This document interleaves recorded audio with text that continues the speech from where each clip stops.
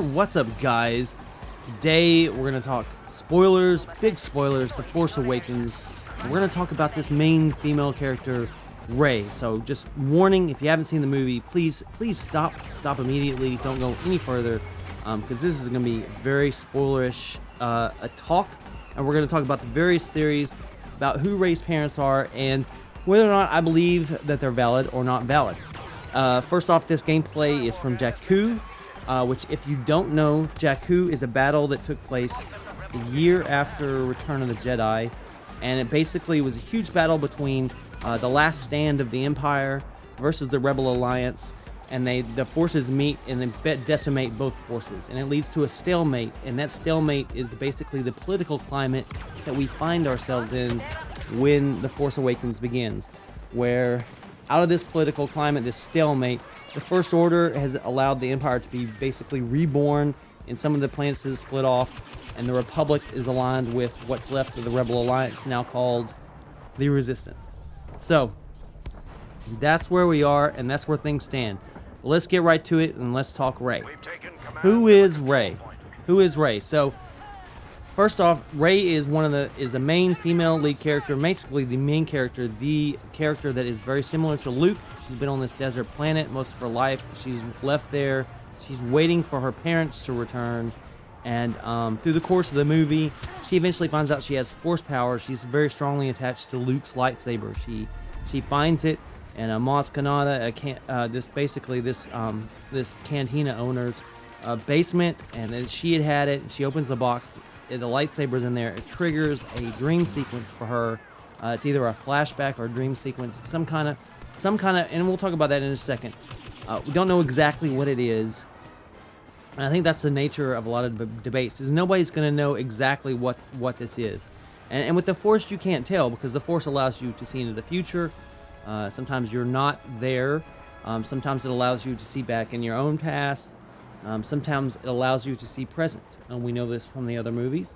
So we don't know exactly for sure. So you have to take that dream sequence at face value, and pretty much the only thing you can glimpse from it is you don't necessarily even know if if what she's seeing is happening to her, if it's a memory, or if in fact it is her, and her memory is being reawoken. As the name The Force Awakens basically implies. Basically, the Force is reawakening in her. So who are her parents?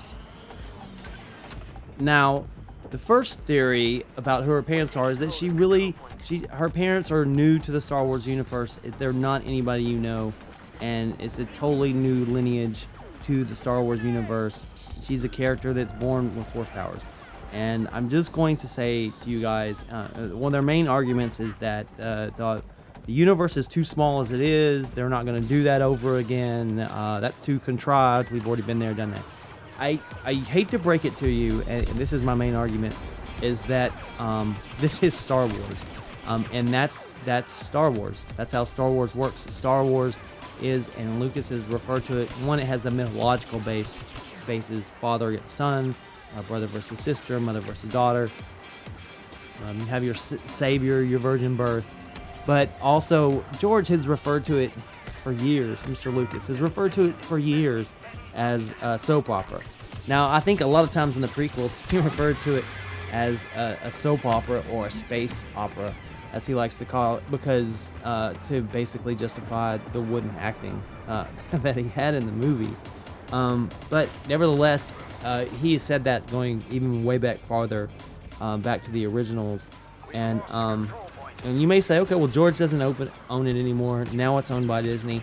I hate to tell you this, but in two different interviews, J.J. Abrams has also, when describing what Star Wars essentially is, he has referred to it as a soap opera.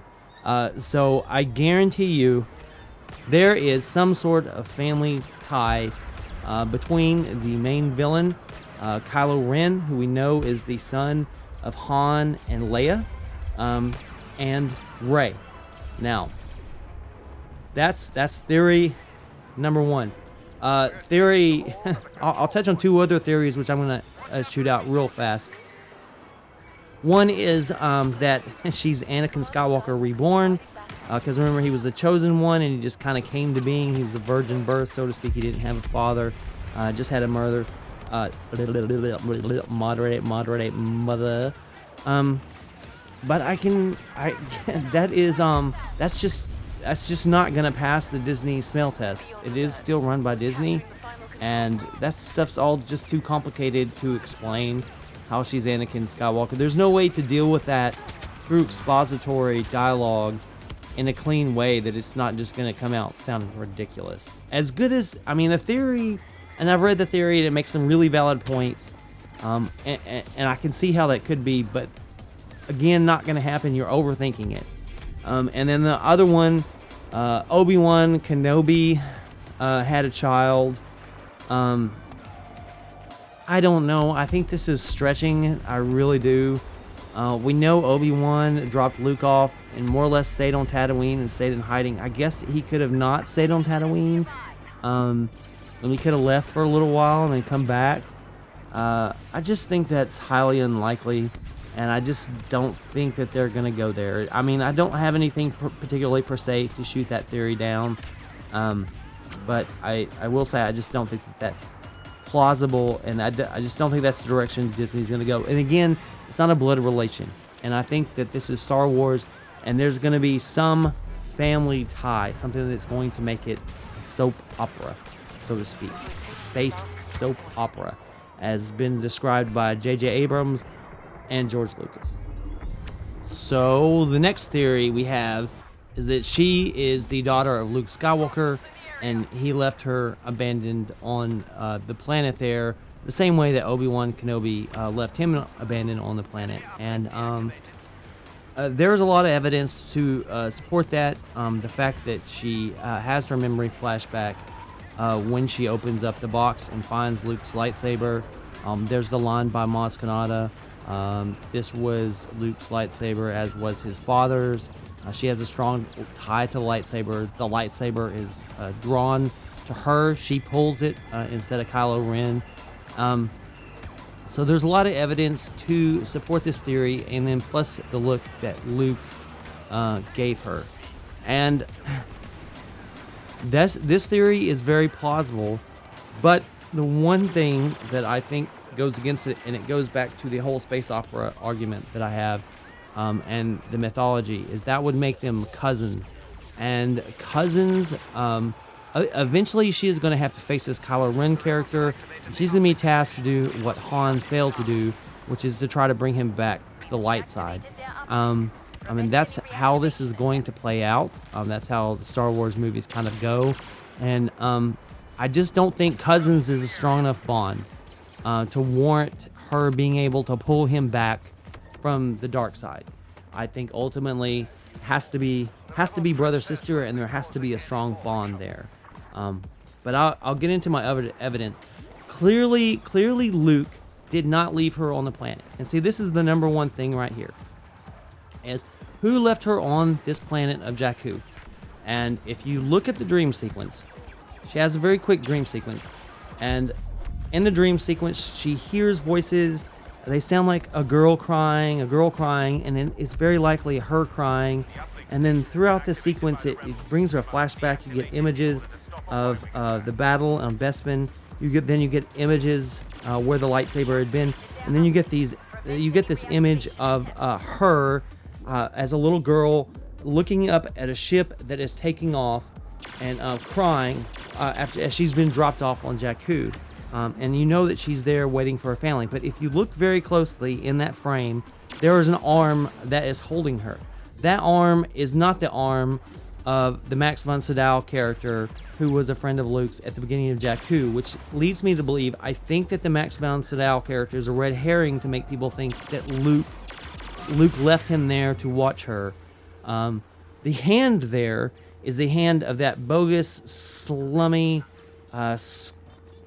slimy traitor guy who's given her rations and working her to death and sends thugs to go beat her up, and obviously does not have her best interest in heart.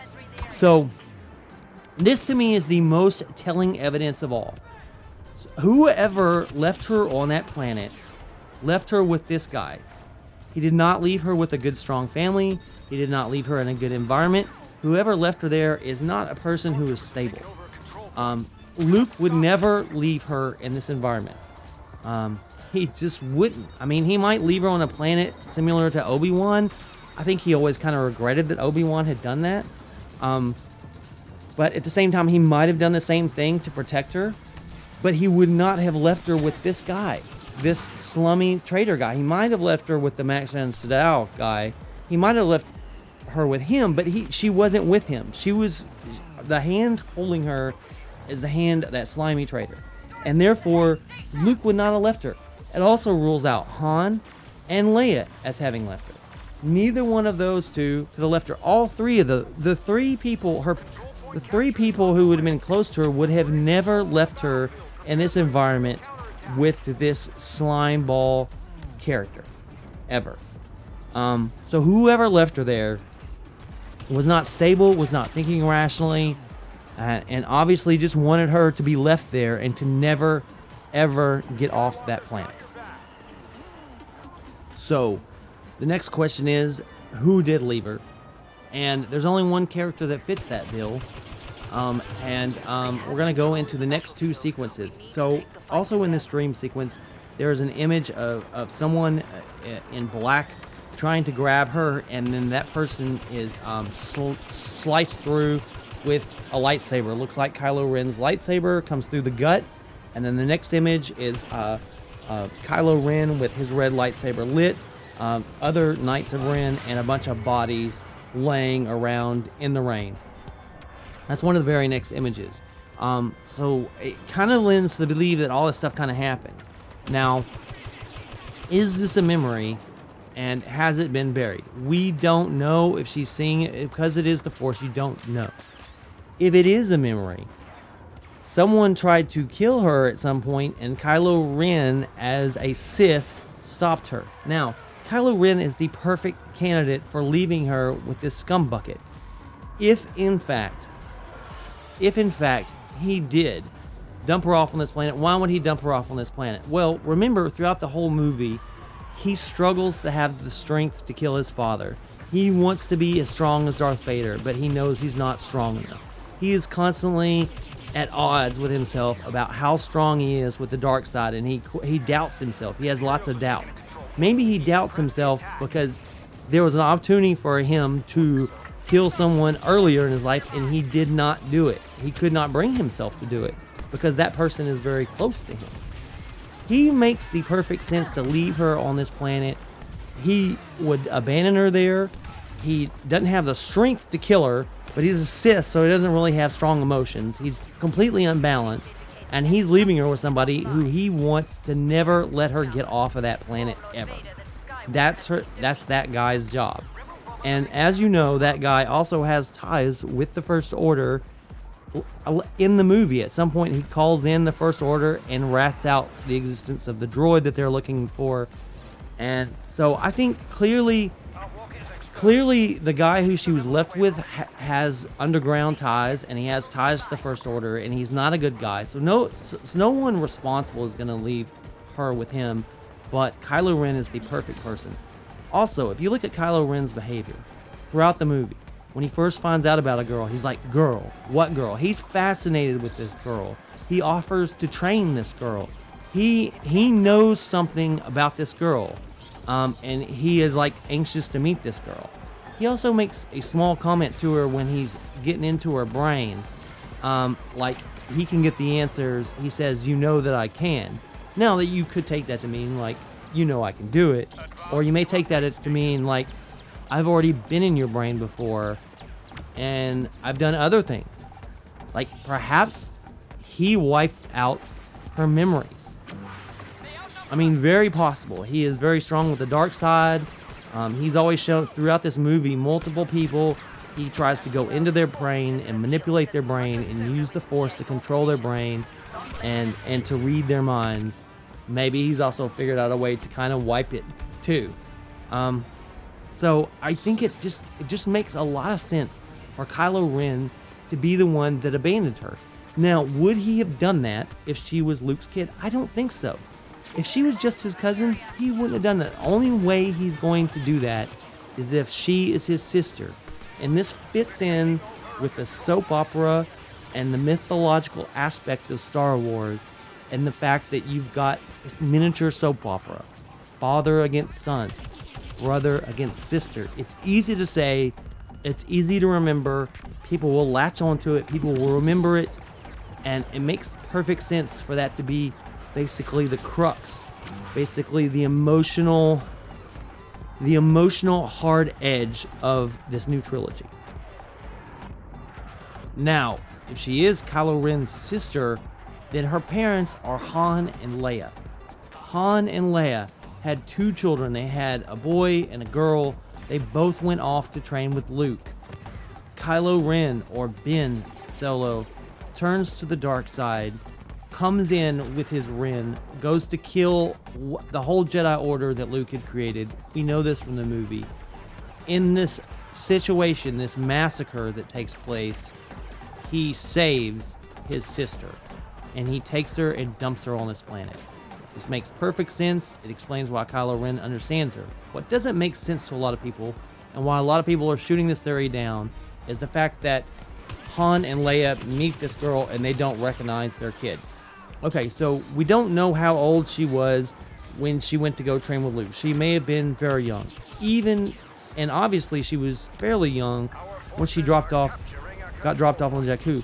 Nevertheless, though, any child over the age of 3, most mothers are going to recognize their kid and say something. Now, what if they think that she's dead? Now, if they think that their daughter is dead, that would make some sense. Why don't they talk about their daughter? Well, when you lose someone and you have a loss in your life, when someone dies in your family, it's not a topic that you go around talking about all the time. You can say it to a person you care about with just a look in their eye, without ever talking about it. You don't have to talk about it and bring it up. In fact, you don't. I've had a loss. I go out of my way not to talk about it. I avoid people just so I couldn't. And for years, I avoided people just so I couldn't talk about it. This, obviously, whatever happened there was a huge devastating factor that broke Han and Leia's relationship up, completely split them up, and sent them off on their ways, and it devastated Luke too. It makes perfect sense that if you feel like you have lost a daughter, as well as your son going evil, that you don't talk about it. They may think she's dead. If they thought she was alive, they would probably be looking for her, but they probably think that she's dead somehow. I think it's obvious, though, in the scenes with Han starts to catch on to it. He senses something. He's like, she looks familiar to him, and that's what he asks her name, and she tells him Rey, and you can tell he's visibly disappointed by this. And also in the cantina scene, Maz Kanata, the girl Rey, walks off, and she turns to Han and says, "Who's the girl?" And then it cuts right there. And there's no answer as to that question. So we don't know what Han's thinking. But it makes perfect sense that she is the daughter of Solo. And think about the end of this movie. Where does she end up? She ends up in Han Solo's seat in the Millennium Falcon. She's not flying off in an X-Wing. She didn't have R2. She is sitting next to Chewbacca. She inherits the Millennium Falcon. That says it all without saying it. I mean, that basically, that says it to me. And plus, you put that plus, if you put that together with the fact that clearly Kylo has some attachment to her, and you buy into this theory that he's the one that dumped her, because it wasn't her parents that dumped her, and Luke Skywalker did not dump her with that loser guy. She was dumped there to never get off. And Maz Kanata even tells her, you know no one is coming for you. She knows it. So it's pretty obvious to me that's who she is. Now, the other one is, why doesn't Leia recognize her? And Leia is her mother, and Leia should recognize her. Now, of course, Leia spends all the time in the original trilogy and doesn't know her brother. But kisses him, whatever. Leia's not the brightest at picking up on family relationships. But all things considered, their time together was very, very, very short, and there was a whole lot of shit going on. First Order had just blown up Coruscant and the whole Republic, and the whole planet, their planet that they were on, was about to get blown up. There really wasn't a lot of time for them to bond. And then after it's all over, she takes off going and looking for Luke. And so you don't get a sense that they spend any real time to each other. Even if Leia has a sense that it's her, if you think your daughter's dead, you're not just going to come out and be like, "Are you my daughter?" You know what I mean? That's a very awkward conversation. Leia is going to size things up. She's going to try to figure things out herself. She's going to watch and observe and come to her own conclusions. That's how Leia's going to do it. And you're just not going to say anything. I think the argument that just because Han and Leia did not say anything in this movie, therefore they can't be her parents, is a ridiculous argument for me, really. Vader didn't say anything in the original New Hope. He didn't say anything to the end of The Empire Strikes Back. Didn't say anything. Obi-Wan didn't ever acknowledge any of this stuff until Return of the Jedi. So, things happen. Secrets are kept in the Star Wars universe, and it always ends up being about family.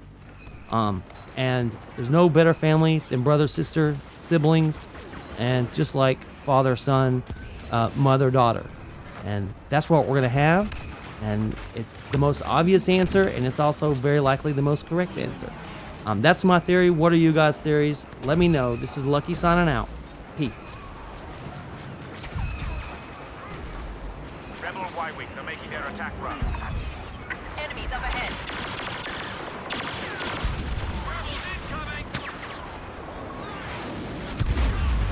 Our walker will remain unprotected for a short time. They've hit the marker with a tow cable.